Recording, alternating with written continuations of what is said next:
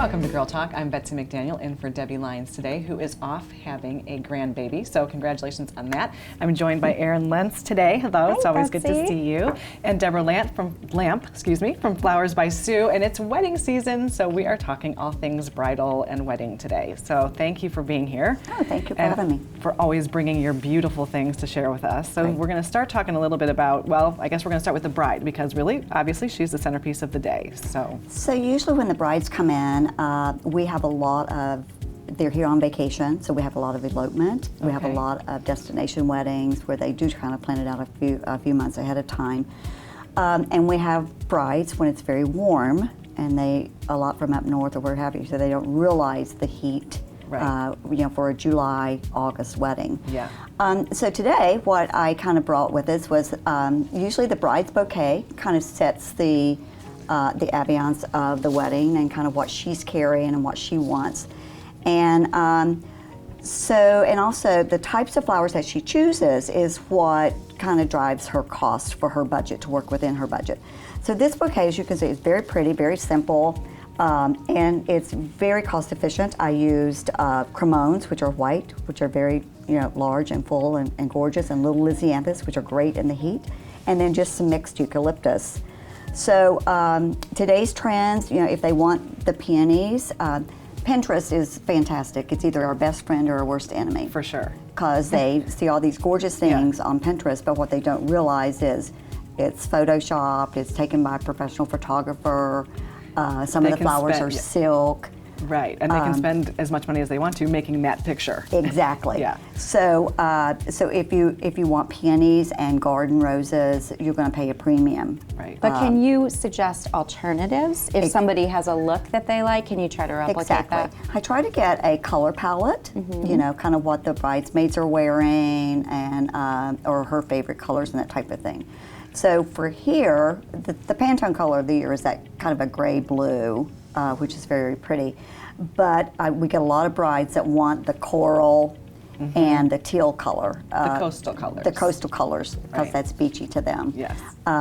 So we have a gorgeous teal, or the coral color there. But it's hard to do the teal, so we might add a ribbon or something like that. I don't like to paint flowers or dye flowers, that type of thing. Yeah, that kind of is like a Walmart bouquet look. Right, exactly. Sorry, I probably shouldn't have said that. No. But what I love about this bouquet is that, you mentioned the flowers. These really almost have a rose look to them without having the same expense. They do, and like I said, they're fantastic in the heat and in and out of water. Hydrangea is another good one. Now, depending on the season, but we can water tube a hydrangea because you worry about it wilting if it's too hot. Right. And just regular roses will hold up really well. And then the other thing is, and we'll get to this a little bit later, is we always take it to the bride in a little cylinder vase like this. Right. So as long as she keeps it, she can take it in and out as much as she wants with pictures and what have you, and then just put it back in a little bit of water, and it should be fine. Too, that could serve a double purpose. You can put these right in this, and then it goes right on your table, and now you've got a beautiful centerpiece that you didn't have to spend extra money on. Exactly, and especially your bridesmaid stables. So it works. We like to repurpose and give them different ideas for different things. So would this be a bride's bouquet as well? It could be, because we do have some brides who want sometimes it's just a simple walk on the beach type thing. And so the bride just wants something small.